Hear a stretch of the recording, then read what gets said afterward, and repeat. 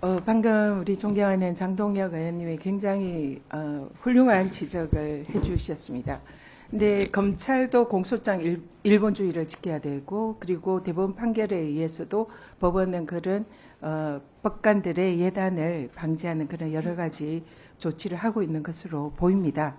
제가 질문을 드리고 싶은 것은 지금 현재 수원지방법원 형사 11부에서 이재명 대표의 지금 재판이 진행되는데요. 여기에 대해서 지금 형사 11부 재판장인 신진우 판사에게 이재명 대표가 사실상 이 재판부 재배당 신청을 했습니다. 근데 여기에 대해서 재판부가 거부를 했었는데요. 이 사안이 제가 보기에는 방금 장동혁 의원님 말씀하신 사안과 거의 그 맥락이 다 있다 이렇게 생각합니다.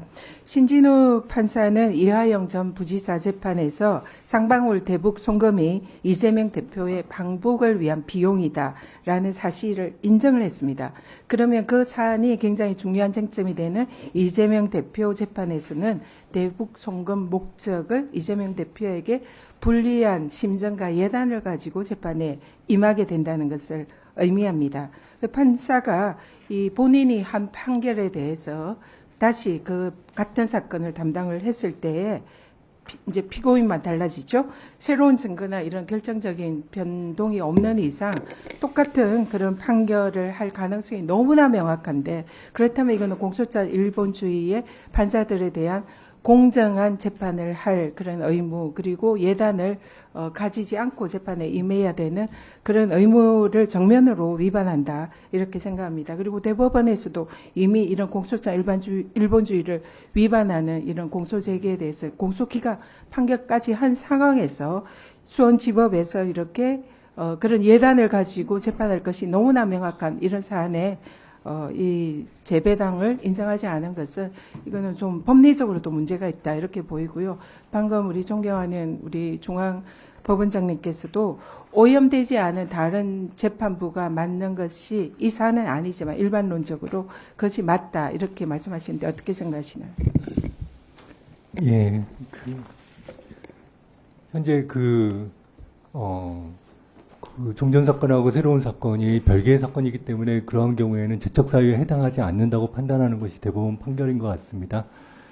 그리고 지금 현재 법령이나 예규에 지금 공범에 대해서 재판한 경우를 재척 사유나 아니면 배당 배제 사유로 명확히 규정하고 있는 재척 사유법에 없습니다. 정해져 있는 규정에 정해진 재척 사유를 말씀드리는 게 아니고요. 네. 이 사안은 이미 거기에 대해서 심정을 가지고 있는 판사가 이 사건을 또 이미 유죄 판결을 한 판사가 이 사건을 그대로 맞는 것이, 그리고 그것이 중요한 쟁점이 되는 그런 사안에 대해서는 이미 예단을 가지고 있기 때문에 그 재판을 맞는 것이 적절하지 않다. 그 말씀을 드리는 겁니다. 그래서 한번 좀 검토를 부탁드리겠습니다. 예. 네, 들어가십시오. 한번 좀 판단해 주시고 검토 좀 해 주십시오. 법원 내부에서. 네, 우리 김정중 중앙지법 법원장님께 질의를 하겠습니다. 네, 반갑습니다. 네, 고맙습니다. 네, 이 허위사실 공표 공직선거법에 있어서 그 내용인데요. 거기에 대해서 몰랐다, 기억나지 않는다, 어떤 사안에 대해서, 사람에 대해서 몰랐다, 기억나지 않는다, 그렇게 얘기를 하는 것은 피고발인의 주관적 인식의 영역인데 이것을 허위라고 볼 만한 근거가 충분한가, 이렇게 누가 발언을 했습니다. 이 발언에 대해서는 어떻게 생각하십니까? 그 질문을 듣자니까 지금 우리 법원 소속 재판부가 맡고 있는 중요 사건이 연상됩니다. 그 사건과 연관될 수 있는 내용이라 제가 어떤 언급을 하는 게 그 사건에 관련해서 불필요한 논란이 생길 수 있기 때문에 알겠습니다. 적절하지 않은 것 같습니다. 네, 이 발언의 취지가 당연히 변호인이 했을 거다 생각이 들잖아요. 이게 허위라고 볼 만한 근거가 없다는 취지의 질문이라 PPT 보시죠. 근데 이게 이재명 후보를 수사한 검사가 한 발언입니다.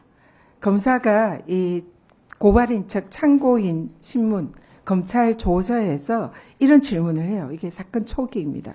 그래서 이거는 주관적 인식의 영역이니까 허위라고 볼 만한 근거가 사실상 없는데 왜 고발을 했냐, 이런 취지의 질문입니다. 그래서 이 수사 검사조차 이 사안에 이재명 후보가 김문기를 몰랐다라는 발언이 주관적 인식의 영역이라 공직선거법상 허위가 아니다라고 자인한 그다 이렇게 봅니다. 공직선거법에 보면 이 법에 규정이 돼 있죠. 이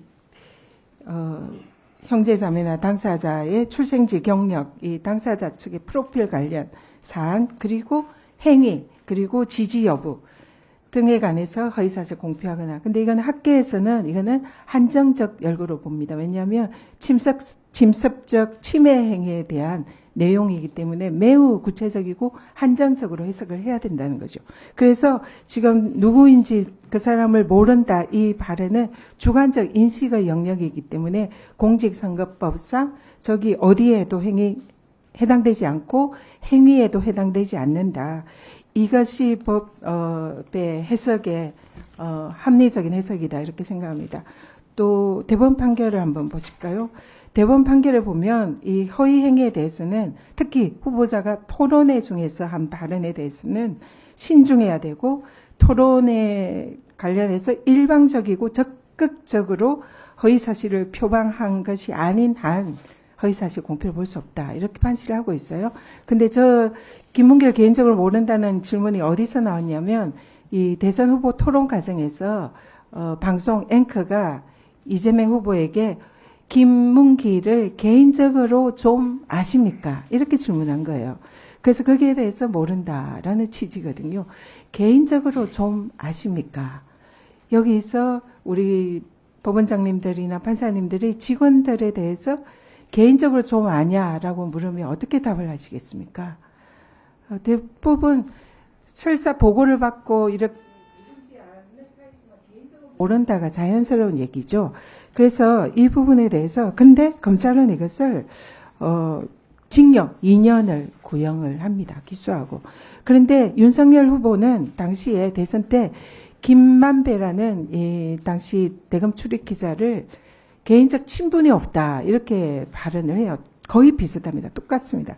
그런데 여기에 대해서는 검찰이 뭐라고 불기소를 하냐면 이 개인적 친분이 이게 허위사실이라고 보기 어렵다고 불기소를 합니다.